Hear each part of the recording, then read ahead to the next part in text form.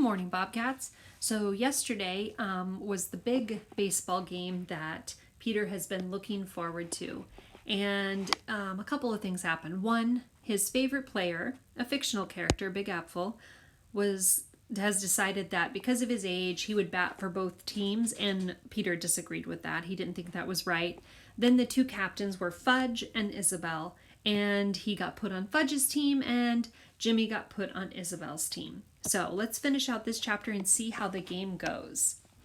Our side took the field. When in Rome was on first base. I was on second, and Buzzy Sr. was on third. Fudge and Mitzi stood right next to each other at shortstop, and Dad was on the mound. Isabel's team lined up. Tony Ickle was their first batter. Dad threw a fastball, but it was wild. He threw 6 more before he settled down. Lucky for us, it's a no-walk game. Tony popped up the first one that crossed the plate. It came toward me. I was ready for it, but I took my eye off the ball, just for a second, just to make sure Big Apple was watching. When I did, the ball dropped at my feet. I picked it up and panicked. My throw to first went over the head of When in Rome. "Wake up, Junior," she yelled. "Where are your eyes? In the back of your head?" I could feel everyone staring at me. I swallowed hard and blinked back tears. If only I could do it over, I know I'd make the catch. "It's all right, Peter," Dad said. "We all make mistakes." Sure, I thought, but we don't all make 2 on the first play of the game. My legs were shaking and I felt Grandma's pancakes bouncing around in my stomach. Before the first half of the first inning was over, Isabel's team had 5 runs and Big hadn't even come up. When he did, he slammed one out of sight and 2 more runs scored. Finally, it was our turn at bat. Bicycle Bob was on the mound for Isabel's team, and he put every pitch right down the middle. By the time I came up, we had 2 on and 2 out. Okay, I thought, this is it. This is my big chance. I can make up for my errors now. All I have to do is concentrate. I stood up to the plate. Bicycle Bob wasn't going to get anything by me. I could feel Big watching. I could feel him thinking, this guy might have potential after all. Bicycle Bob wound up and threw the first pitch. I took a huge cut and missed, spinning all the way around. "It's Fudge-A-Mania," Mitzi sang. "No, it's not," Fudge told her. "It's a strike." "Oh," Mitzi said, disappointed. I took another swing and missed again. "Keep your eye on the ball, Pete," Fudge called. Just what I needed, my 5-year-old brother giving me tips at the plate. Bicycle Bob threw the next pitch. This time I was ready for it. I heard the crack of the bat as it connected with the ball. It was a good, strong shot.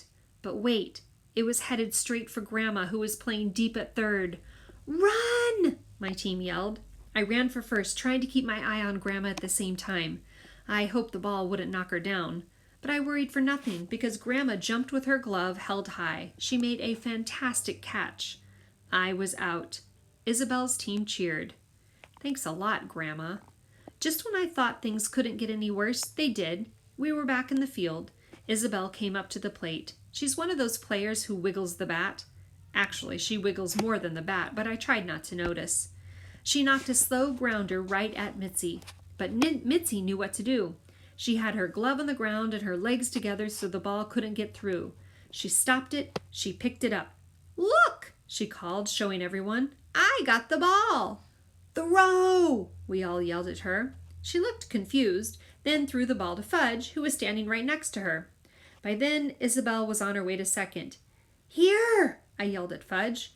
But instead of throwing the ball, he ran it over and personally handed it to me. By then, Isabel was on her way to third. "Throw, Peter!" Buzzy Sr. yelled. But I was scared I'd throw it away again, so I decided to fake a throw instead, and it worked. Isabel headed back to second. When she realized I still had the ball, she turned and tried for third again.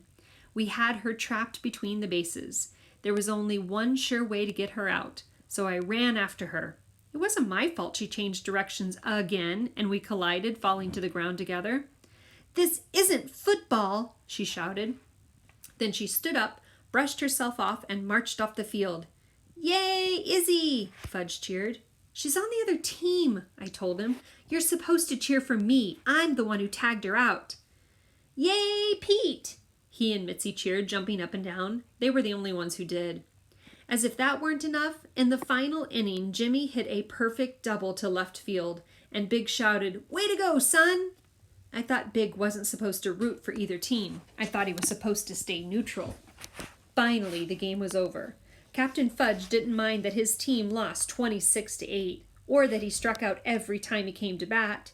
He and Jimmy yacked all the way home. They sang "Take Me Out to the Ball Game." They made plans for next Sunday's game. "I thought you have to leave on Thursday," I said. "Nah, my dad said as long as the weather's good, we can stay a while longer." "Great," I said, but I wasn't sure I meant it. "Big says I have real potential," Jimmy told me. "He says I just have to build up my confidence. He says once I have confidence, there won't be any stopping me. I might even be heading for the majors."